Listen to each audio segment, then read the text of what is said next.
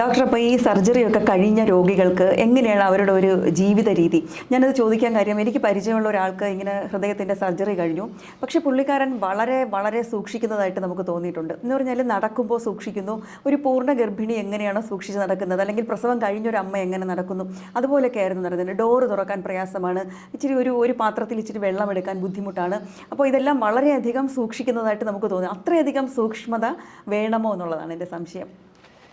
Heart surgery കഴിഞ്ഞാൽ usual recovery period നമ്മൾ ഒരു 2 മാസമാണ് നമ്മൾ യൂഷ്വലി പറയുന്നത്. നമ്മൾ ഓപ്പറേഷൻ കഴിഞ്ഞാൽ ഉടനെ തന്നെ രോഗി വെന്റിലേറ്ററിലായിരിക്കും. യൂഷ്വലി ഒരു 6 മണിക്കൂർ 8 മണിക്കൂർ കഴിയുമ്പോഴാണ് നമ്മൾ വെന്റിലേറ്ററിൽ നിന്ന് ഇപ്പോഴത്തെ സമയങ്ങളിൽ രോഗിയെ വെന്റിലേറ്ററിൽ നിന്ന് മാറ്റുന്നത്, ബാക്കി പ്രോബ്ലംസ് ഒന്നും ഇല്ലെങ്കിൽ. അത് കഴിഞ്ഞ് നെക്സ്റ്റ് ഡേ തന്നെ ഭൂരിപക്ഷ രോഗികളെ നമ്മൾ കസേരയിലിരുത്തും. ഒരു 3rd ഡേ ഒക്കെ ആകുമ്പോഴത്തേക്കും രോഗി കുറച്ച് ചൂട് വയ്ക്കാൻ പറ്റും. 4ാമത്തെ ദിവസമൊക്കെ ആകുമ്പോഴത്തേക്കും റൂമിലോട്ട് അല്ലെങ്കിൽ റൂമിൽ ഷിഫ്റ്റ് ചെയ്യുകയും 7ാമത്തെ ദിവസം ഡിസ്ചാർജ് ചെയ്യുന്നതാണ് യൂഷ്വൽ രീതി. 7ാമത്തെ ദിവസം ഡിസ്ചാർജ് ചെയ്യുന്ന സമയത്ത് ബാക്കി വേറെ ബുദ്ധിമുട്ടൊന്നും ഇല്ലെങ്കിൽ രോഗിക്ക് ഒരു 10 മുതൽ 15 മിനിറ്റ് വരെ കണ്ടിന്യൂസ് ആയിട്ട് നടക്കാൻ പറ്റുകയും ഒരു ഫ്ലൈറ്റ് ഓഫ് സ്റ്റേഴ്സ്, ഒരു നില കയറാനും ഇറങ്ങാനും പറ്റുന്ന രീതിയിലുള്ള ഒരു നോർമൽ ആരോഗ്യമായിരിക്കും. നമ്മൾ പറയുന്നത് വെച്ചാൽ കുറച്ച് നാളത്തേക്ക് അവരുടെ കൂടെ ഫുൾ ടൈം ഒരു ആൾ വേണം, പക്ഷേ എല്ലാം സ്വന്തമായിട്ട് ചെയ്യാൻ പറ്റുന്ന ഒരവസ്ഥയിലാണ് ഉള്ളത്. പക്ഷേ ആൾക്കാരുടെ ഒരു പേടിയും കൊണ്ടാണ് അവർ കുറച്ചൊരു കെയർഫുൾ ആവുന്നത്. പിന്നെ നമ്മൾ പറയുന്നത് വെച്ചാൽ ഈ ഓപ്പറേഷനിൽ കഴിയുമ്പോഴത്തേക്കും ശരീരത്തിൻ്റെ പ്രതിരോധ ശക്തി കുറച്ച് കുറവായിരിക്കും. അപ്പോൾ ഇൻഫെക്ഷൻ വരാനൊക്കെ ഉള്ള ചാൻസ് ഉണ്ട്. അപ്പോൾ നമ്മൾ പറയുന്നത് വിസിറ്റേഴ്സിനെ കുറച്ചൊന്ന് റെസ്ട്രിക്ട് ചെയ്യാൻ പറയും. അനുവദിക്കില്ല, റെസ്ട്രിക്ട് ചെയ്യാൻ പറയും.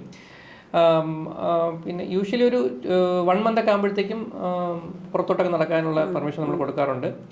ഈ 2 മാസം കഴിയുമ്പോൾ തിരിച്ച് ജോലിക്ക് ജോയിൻ ചെയ്യാം, ഡ്രൈവിംഗ് എല്ലാം ചെയ്യാൻ പറ്റും. എക്സെപ്റ്റ് ഹെവി വെയിറ്റ് എടുക്കുന്ന ഒഴിച്ച് ബാക്കി എല്ലാം യൂഷ്വലി സാധാരണ ജീവിത രീതി സ്വീകരിക്കാവുന്നതാണ്. 2 മന്ത്സ് ആകുമ്പോഴത്തേക്കും ഓൾമോസ്റ്റ് ബാക്ക് ടു നോർമൽ ലൈഫാണ് യൂഷ്വൽ ആൾക്കാരാവുന്നത്. അതൊരു ഗ്രാജുവൽ പ്രോസസ് ആണ്. അത് പല നോർമൽ ഹാർട്ട് പമ്പിങ്ങും ഹാർട്ട് വളരെ വീക്ക് അല്ലാത്ത ആൾക്കാർക്കാണ് നമ്മൾ പറഞ്ഞത്. ഹാർട്ട് വളരെ വീക്കുള്ള ആൾക്കാരാണെങ്കിൽ ചിലപ്പോൾ റിക്കവറി കുറച്ചുകൂടെ ചാൻസ് ഉണ്ട്. ഡോക്ടർ, ഈ സർജറിയുടെ കാര്യം നേരത്തെ പറഞ്ഞു. അപ്പോൾ ഈ നമ്മുടെ ഒരു ഇന്ത്യയെ സംബന്ധിച്ചിടത്തോളം എനിക്ക് തോന്നുന്നു 94 ഓഗസ്റ്റിലാണെന്ന് തോന്നുന്നില്ലേ ആദ്യത്തെ ഹൃദയം മാറ്റിവെക്കൽ ശസ്ത്രക്രിയ നടത്തിയത് എയിംസിൽ വേണുഗോപാൽ ഡോക്ടറുടെ നേതൃത്വത്തിൽ. അപ്പോൾ അതിനു മുമ്പൊക്കെ ഈ സാധാരണക്കാർക്ക് ഇതുപോലെ ഹൃദയത്തിന് ഒരു മാരകമായ അസുഖം ബാധിച്ചാൽ വിദേശ രാജ്യങ്ങളിൽ പോയി ട്രീറ്റ്മെൻറ്റ് എടുക്കുക എന്ന് പറയുന്നത് താങ്ങാൻ പറ്റില്ല. അപ്പോഴേക്കും അവർക്ക് വളരെ പരിതാപകരമായിരിക്കും അല്ലേ അവരുടെ അവസ്ഥ. അപ്പോൾ അതിന് ശേഷം വിപ്ലവകരമായ ഒരു മാറ്റമാണ് ഇന്ത്യയിൽ നടന്നതെന്ന് പറയാം. അപ്പോൾ ഈ ഒരു ഹൃദയം മാറ്റിവെക്കൽ ശസ്ത്രക്രിയയെക്കുറിച്ചൊന്ന് പറയാമോ? നമുക്ക് ശരിയാക്കാൻ പറ്റാത്ത രീതിയിൽ ഹാർട്ട് മോശമാവുകയും ഒരു ക്രോണിക് ഹാർട്ട് ഫെയിലിയറിലോട്ട് രോഗി പോകുന്നത് കൂടുതലായിട്ടും കാർഡിയോ മയോപ്പതി പോലുള്ള അസുഖങ്ങൾ, അല്ലെങ്കിൽ മൾട്ടി വാൽവുലർ ഹാർട്ട് ഡിസീസ്, അല്ലെങ്കിൽ ഇതുപോലെയുള്ള കോംപ്ലിക്കേറ്റഡ് ആയിട്ടുള്ള ഹൃദയ രക്തക്കുഴലുകൾക്ക് ഡാമേജ് വന്നിട്ട് നമുക്ക് ഒരു വേറെ ചികിത്സയൊന്നും പറ്റാത്ത സിറ്റുവേഷനിലാണ് നമ്മൾ യൂഷ്വലി ഒരു ലാസ്റ്റ് റിസോർട്ടായിട്ടാണ് നമ്മളൊരു ഹൃദയം മാറ്റിവെക്കൽ ശസ്ത്രക്രിയ കൺസിഡർ ചെയ്യുന്നത്. എന്ന് പറഞ്ഞാൽ വേറൊരു ചികിത്സയും ചെയ്യാൻ പറ്റാത്ത സ്ഥിതിയും ഇനി രോഗി 1-2 വർഷത്തിൽ അപ്പുറം ജീവിച്ചിരിക്കില്ല എന്നൊരു അവയർനെസ് നമുക്ക് ഉണ്ടാകുമ്പോഴാണ് നമ്മൾ തന്നെയും ഹൃദയം മാറ്റിവെക്കൽ ശസ്ത്രക്രിയയ്ക്ക് അവർ സജസ്റ്റ് ചെയ്യുന്നത്. അപ്പം അതും ഒരു ലോങ് പ്രോസസ്സാണ്. ആദ്യം ഹൃദയ ശസ്ത്രക്രിയയ്ക്ക് വേണ്ടിയിട്ട് നമ്മൾ ആടിനെ ഐഡൻറ്റിഫൈ ചെയ്യുന്ന തൊട്ട് പിന്നെ അവരെ ബാക്കി അവരെ അതിനെ സജ്ജരാക്കാനുള്ള ടെസ്റ്റുകളെല്ലാം ചെയ്യുന്നു. അതിന് കുറേ ക്രൈറ്റീരിയ ഉണ്ട്. അതെല്ലാം അവർ വില്ലിങ് അല്ല, അതെല്ലാം അവർ കടമ്പകളെല്ലാം അവർക്ക് അനുയോജ്യമായിരിക്കണം. 2 പിന്നെ മൾട്ടിപ്പിൾ ഡോക്ടേഴ്സിൻ്റെ കൺസൾട്ടേഷൻ ഉണ്ട്. അവർക്ക് വേറെ ബോഡിയിൽ ഇൻഫെക്ഷൻ ഒന്നും ഇല്ല എന്ന് നോക്കുന്നതും. പിന്നെ നമ്മൾ ഈ പാച്ച് സ്റ്റഡി എന്നൊരു സ്റ്റഡിയാണ്. എന്ന് വെച്ചാൽ നമ്മൾ നേരത്തെ പറഞ്ഞ രക്തക്കുഴലിൻ്റെ അകത്ത് ബ്ലോക്ക് ഉണ്ടോ നോക്കുകയാണ്. അല്ലാതെ തന്നെ നമ്മൾ റൈറ്റ് സൈഡിൻ്റെ അകത്ത് ഡൈ ഇഞ്ചെക്ട് ചെയ്തിട്ട് നമ്മുടെ ലങ്സിലെ പ്രഷറിൻ്റെ അളക്കുന്നതും അങ്ങനെ കുറച്ച് എക്സ്ട്രാ ടെസ്റ്റുകളെല്ലാം ചെയ്താണ് നമ്മൾ ഈ രോഗിയെ ഹാർട്ട് ട്രാൻസ്പ്ലാന്റിൻ്റെ കാൻഡിഡേറ്റ് ആണോ എന്ന് മറ്റൊരു ഹൃദയത്തെ സ്വീകരിക്കാൻ ഈ ബോഡി പര്യാപ്തമാണോ എന്നുള്ള ടെസ്റ്റ്. അതെ. ലങ്സിന്റെ പ്രഷറൊക്കെ വളരെ കൂടുതലാണെങ്കിൽ നമുക്ക് ലിസ്റ്റ് ചെയ്യാൻ പറ്റില്ല. ബിക്കോസ് ആ പുതിയ വയ്ക്കുന്ന ഹാർട്ട് ഇതിൽ വെച്ചിട്ട് ഫെയിൽ ആവാനുള്ള ചാൻസ് ഉണ്ട്. അപ്പോൾ അതെല്ലാം കുറേ ക്രൈറ്റീരിയാസ് എല്ലാം നമ്മൾ നോക്കിയിട്ടാണ് ചെയ്യുന്നത്. വൺസ് നമ്മൾ എല്ലാം റെഡിയാണെന്ന് കണ്ടതിന് ശേഷമാണ് ഈ ഹാർട്ട് ട്രാൻസ്പ്ലാന്റ് നമ്മൾ ലിസ്റ്റ് ചെയ്യുന്നത്. അത് ആക്ച്വലി ഇപ്പോൾ നമ്മുടെ ഇന്ത്യ ഗവൺമെൻറ്റിനും കേരള ഗവൺമെൻറ് അതിൻ്റേതായിട്ടുള്ള ഒരു ഓർഗനൈസേഷൻ ഉണ്ട്. Kerala network four organ sharing എന്നുള്ളൊരു ഇതാണ്. അപ്പോൾ അതൊരു സുതാര്യമായ ഒരു ഏജൻസിയാണ്. അപ്പം അതിൽ നമ്മൾ രജിസ്റ്റർ ചെയ്യണം. അതിൽ രജിസ്റ്റർ ചെയ്തനുസരിച്ച് അതിൽ തന്നെ പേഷ്യൻസിന് നമുക്ക് പ്രയോറിറ്റി അനുസരിച്ച് രജിസ്റ്റർ ചെയ്യാൻ പറ്റും. ചില ആൾക്കാർക്ക് നമ്മൾ എന്തെങ്കിലും സപ്പോർട്ട് ഡിവൈസിലാണ് ഓൾറെഡി പേഷ്യൻ്റ് ഉണ്ടെങ്കിൽ എന്ന് വെച്ചാൽ ഇപ്പോൾ നമുക്ക് ഹാർട്ടിനെ സപ്പോർട്ട് ഇടയ്ക്കൊന്ന് ചോദിച്ചോട്ടെ ഡോക്ടർ, ഈ പ്രയോറിറ്റി രജിസ്റ്റർ ചെയ്യുന്നതിൻ്റെ ആണോ പ്രയോറിറ്റി? എത്ര പെട്ടെന്ന് നമുക്ക് ഹാർട്ട് ട്രാൻസ്ഫർ വേണ്ടി വരുന്നു നമുക്ക് എലക്റ്റീവായിട്ട് വേണമെങ്കിൽ ചെയ്യാം. ചിലപ്പോൾ പേഷ്യൻ്റ് ഓൾറെഡി ഒരു എക്മോ ഒരു മെഷീനിലായിരിക്കും, ചില ഹാർട്ട് ലങ് മെഷീൻ്റെ അഡ്വാൻസ് വെർഷൻ എക്മോ. ആ എക്മോയിൽ നമുക്ക് യൂഷ്വലി പേഷ്യൻറ്റിനെ നമുക്ക് ഹാർട്ടിൻ്റെയും ലങ്സിനെയും സപ്പോർട്ട് ജീവിപ്പിച്ച് വയ്ക്കാൻ പറ്റും. പക്ഷെ അതൊരു ലിമിറ്റ് ഉണ്ട് അതിന്. ഒരു യൂഷ്വലി നമുക്കൊരു 1 മന്തിനകത്തൊക്കെ നമുക്ക് മാക്സിമം പേഷ്യൻ്റ് അങ്ങനെ വയ്ക്കാൻ പറ്റുള്ളൂ.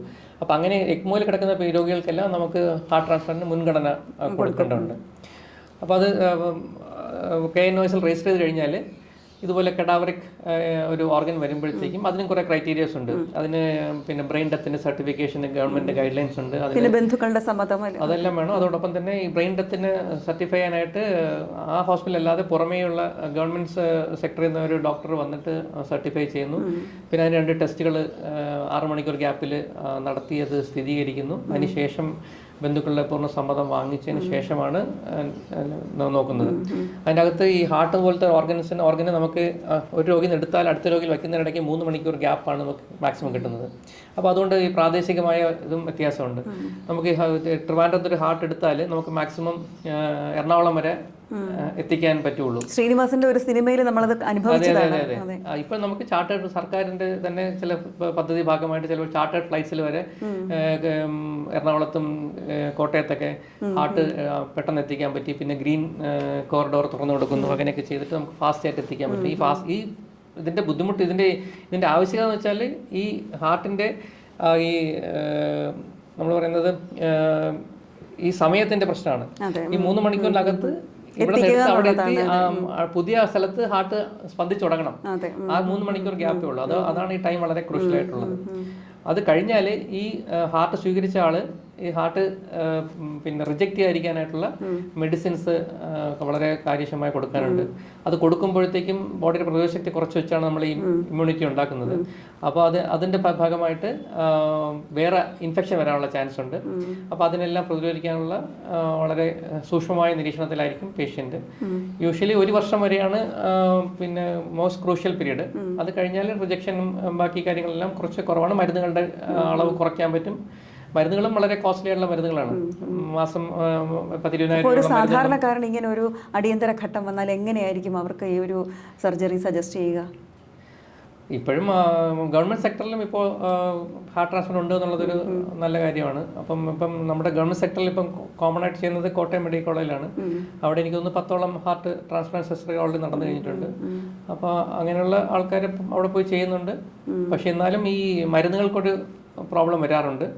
അപ്പോൾ ഈ നമുക്ക് സന്മനസ്സുള്ള ആൾക്കാർ വളരെ സഹായിച്ചിട്ട് അവരൊരു ഫണ്ട് രൂപീകരിച്ച് ക്ലോസ് ആയിട്ട് അവരെ മോണിറ്റർ ചെയ്ത് ആൾക്കാർക്ക് പാവങ്ങൾക്ക് ഇപ്പോൾ അത് സാധ്യമാണെന്ന രീതിയിലായിട്ടുണ്ട്. എനിക്ക് തോന്നുന്നു പഴയ പോലുള്ള തെറ്റിദ്ധാരണകൾ ഇപ്പം ഇല്ലാന്ന് തോന്നുന്നു അല്ലേ? നമ്മൾ പണ്ടൊരു സിനിമ കണ്ടിട്ടുണ്ട്, ആയുഷ്കാലം, ഹൃദയം മാറ്റിവെക്കുന്ന ആളിൻ്റെ ആ ഒരു തോന്നലുണ്ടാകുന്നത്. അത്തരത്തിലുള്ള തോന്നലുകൾ ഇപ്പോൾ ഒരുപാട് കുറവാണെന്ന് തോന്നുന്നു അല്ലേ? തയ്യാറാവുന്നുണ്ട് ആൾക്കാർ, ഏത് അവയവവും മാറ്റിവെക്കാനായിട്ട് കൊടുക്കാൻ തയ്യാറാവുന്നുണ്ട് ബന്ധുക്കൾ. അത് വളരെ കോമൺ ആയിട്ടുണ്ട്. പക്ഷേ ഈ ഹാർട്ടിന്റെ പ്രശ്നം എന്ന് വെച്ചാൽ നമുക്ക് കഡാവറിക് ട്രാൻസ്പ്ലാന്റ് മാത്രമേ ഉള്ളൂ.